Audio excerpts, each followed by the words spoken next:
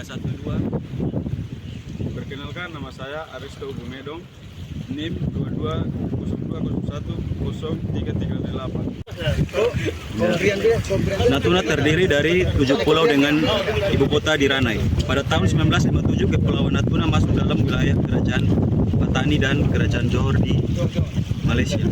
Namun pada abad ke-19 Kepulauan Natuna akhirnya masuk ke dalam penguasaan Kedaulatan Riau dan menjadi wilayah dari Kesultanan Riau. Natuna sampai saat ini masih menjadi jalur strategis dari pelayaran internasional. Dalam sejarah laut terbukti sudah memiliki berbagai macam fungsi, diantaranya sebagai sumber makan bagi umat manusia, sebagai jalan raya perdagangan, sebagai sarana untuk penaklukan, sebagai tempat pertempuran, sebagai tempat bersenang-senang dan rekreasi, serta menjadi alat pemisah atau pemersatu bangsa. Praktek negara-negara sejak zaman kuno hingga kini kelihatannya lebih menunjukkan bahwa laut itu dapat dan memang pernah dimiliki oleh negara.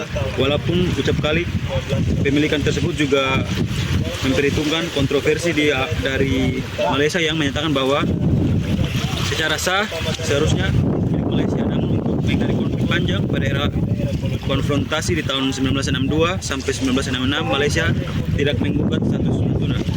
Lepas dari konflik tersebut, Indonesia membangun berbagai infrastruktur di kepulauan seluas 3.420 km persegi.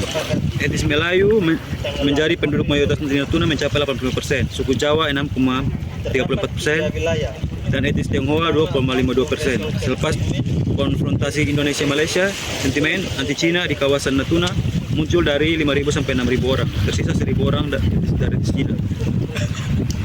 Isu yang sedang ramai saat ini adalah insiden masuknya kapal nelayan asal Cina yang ke perairan Natuna. Hal tersebut membuat hubungan Indonesia-Cina mengalami ketegangan. Tak hanya kapal ikan, kapal penjaga pantai atau pos juga terang-terangan dan masuk dan mengawal penangkapan ikan secara ilegal. Hal itu menyangkut kedaulatan dan hak kedaulatan Indonesia di perairan eksklusif Malaysia, khususnya di perairan Natuna Utara. Terlebih lagi, Laut Cina Selatan mempunyai potensi sumber daya alam, khususnya perikanan yang berlimpah.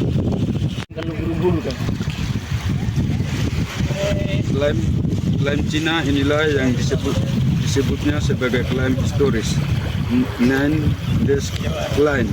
Di sisi lain, meski Cina juga ialah negara yang meratifikasi UNCLOS 1982, negara itu tidak mengakui ASEAN.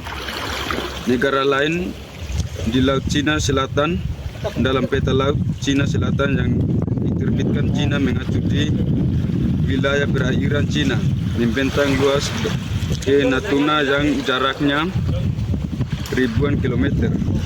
Jauhnya dari daratan utama Tiongkok, wilayah yang masuk kepada Nandes lain yakni melingkupi kepulauan Prachuap yang juga sama-sama diklaim Vietnam serta Taiwan. Sehingga laut di Kepulauan Saptali di mana Cina bersengketa dengan Filipina, yang diseminakan Filipina, Malaysia, Vietnam, dan Brunei Darussalam. Menjaga Nandes Line, Cina di atas klaim hampir seluruh Laut Cina Selatan membuat negara itu bersengketa secara tumpang tindih dengan wilayah ASEAN, negara-negara tetangga Indonesia. Maka dari itu tulisan ini akan bertujuan untuk mengetahui bagaimana posisi Nandes Line itu sendiri dilingkupi hukum internasional.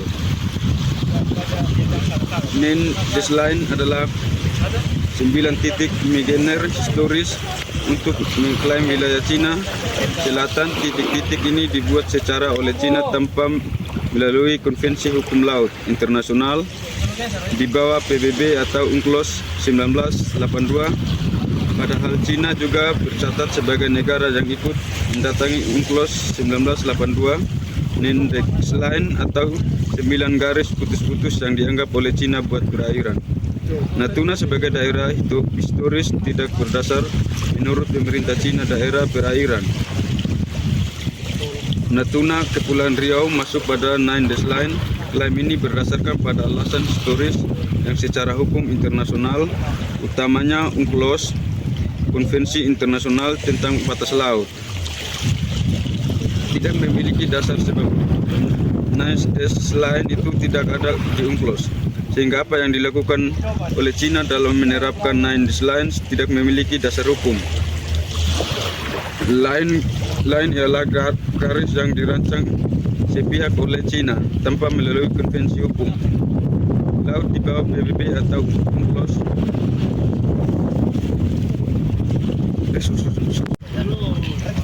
Dan saya lanjut ke materi berikutnya di dasar pertama terus